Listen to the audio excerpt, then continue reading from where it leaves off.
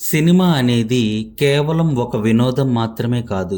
కొన్ని చోట్ల అది చరిత్ర అవుతుంది.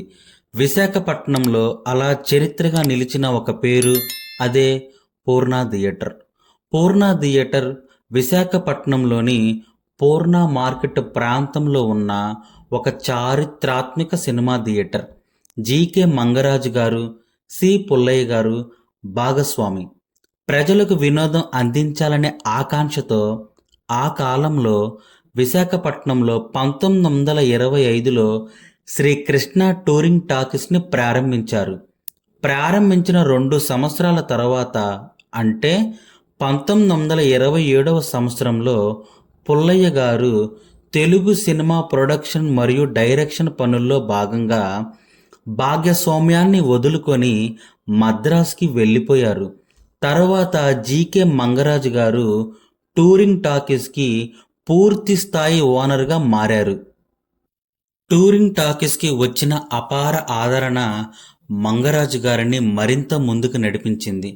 ప్రజల స్పందనను గమనించిన ఆయన 1930లో శాశ్వత భవనంతో కూడిన పూర్ణ థియేటర్ని నిర్మించారు. ఇది దక్షిణ భారతదేశంలోనే అతి పురాతన సినిమా థియేటర్లో ఒకటిగా గుర్తింపు పొందింది. థియేటర్ని ప్రారంభించిన మొదటిలో మూకీ చిత్రాలు ప్రదర్శించేవారు. భీష్మ ప్రతిజ్ఞ, గజేంద్ర మోక్షం వంటి మూకీ చిత్రాలు ప్రదర్శించేవారు. 1925వ సంవత్సరం నుండి 1931వ సంవత్సరం వరకు ఈ థియేటర్లో మూకీ చిత్రాలు ప్రదర్శించబడేవి. 1932 ఫిబ్రవరి 6వ తేదీన హెచ్ఎం రెడ్డి గారి దర్శకత్వంలో విడుదలైన తొలి తెలుగు టాకీ చిత్రం భక్త ప్రహ్లాద మంగరాజు గారి పెట్టుబడితోనే నిర్మించబడింది. 1949 వరకు పూర్ణ థియేటర్లో బాల్కనీ లేదు. 1949లో బాల్కనీ జోడింపు జరిగిన తరువాత విడుదలైన చిత్రం ఏఎన్ఆర్ గారు, భానుమతి గారు కలిసి నటించిన లైలా మజ్ను చిత్రం ప్రదర్శించబడింది. ఆ సినిమాలో ఉన్న హీరోయిన్ భానుమతి గారు విశాఖపట్నం వచ్చి బాల్కనీ కలిపిన పూర్ణ థియేటర్ని ఇనాగ్రేట్ చేసి లైలా మజ్ను చిత్రాన్ని చూశారు. 1955వ సంవత్సరంలో ఈ థియేటర్లో సినిమా స్కోప్ ఫెసిలిటీ ఇన్స్టాల్ చేయబడింది. ఇది ఆంధ్ర ప్రాంతంలోనే తొలి సినిమా స్కోప్ థియేటర్గా నిలిచింది.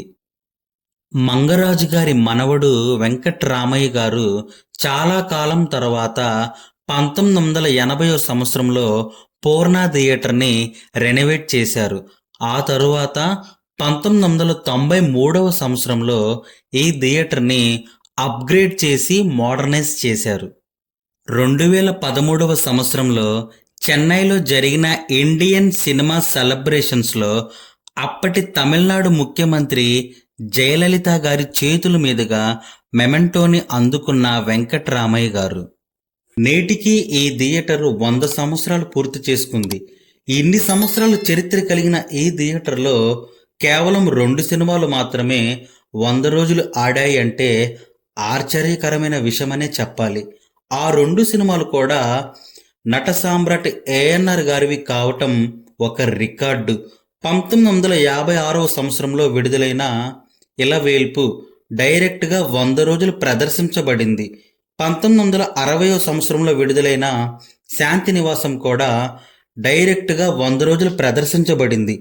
అలా 100 సంవత్సరాలు చరిత్ర కలిగిన ఈ పూర్ణ థియేటర్లో కేవలం 2 సినిమాలు మాత్రమే 100 రోజులు ప్రదర్శించబడటం, అవి కూడా 2 ఏఎన్ఆర్ గారివి కావటం విశేషంగా చెప్పవచ్చు.